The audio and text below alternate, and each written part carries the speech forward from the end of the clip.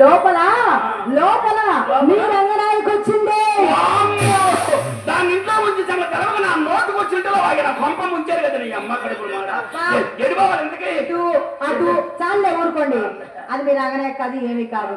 మా చెల్లెలు చిత్రండి మీరు వస్తున్నారని తెలిసి మా అమ్మ మీకోసం దాన్ని గంధం నొరమని చెప్పింది. అదేమో చిన్నపిల్ల కదా, అగ్గిని కాస్త కింద పడేసి పక్కన కొట్టింది. కింద పడవ వచ్చిందా? గంధం నేలపాలు చేసింది మొత్తం. ఏమండి అమ్మాయి ఒకసారి ఏమండి సుబ్బారావు గారు, మీరు మొట్టమొదటిసారి మా ఇంటికి వచ్చారు. అదేమో మీ ముద్దుల మరదలు కదా, ఒకసారి మీరు పిలవండి చూద్దాం. అబ్బా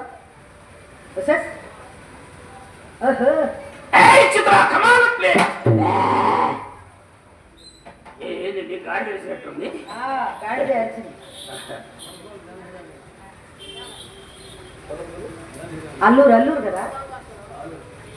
పల్లపూరు జానకి రామరెడ్డి గారు ఆలూరు 200 రూపాయలు బహుకరించారు.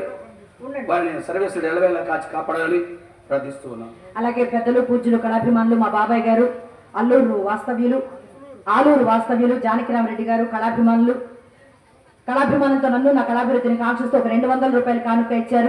వారికి మా హృదయపూర్వకమైన ధన్యవాదాలతో పాటు ఆ శ్రీరామచంద్రమూర్తి వారికి ఎల్లవేళల వెన్నంటి ఉండి అష్టైశ్వర్య ఆయురారోగ్య భోగ భాగ్యములు ఇచ్చి సదా కాచి కాపాడాలని ఆ దేవదేవుని మనసారా ప్రార్థిస్తూ కోరుకుంటున్నాను. అలాగే పుసునూరు వాస్తవ్యులు శేషగిరిరావు గారు చాలా దూరం నుంచి వచ్చారు. చింతామణి నాటకం అంటే వాళ్ళకి చాలా ప్రేమ అభిమానం.